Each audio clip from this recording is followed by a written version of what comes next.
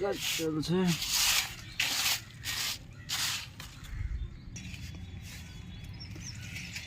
আজকে এই গাছটা লাগালাম। এই গাছটা হচ্ছে সবে গ্রামে বিক্রি করতে এসেছিল, আজকে কিনেছি এটা। এই গাছটা নিয়েছি, এই গাছটা হচ্ছে আতা।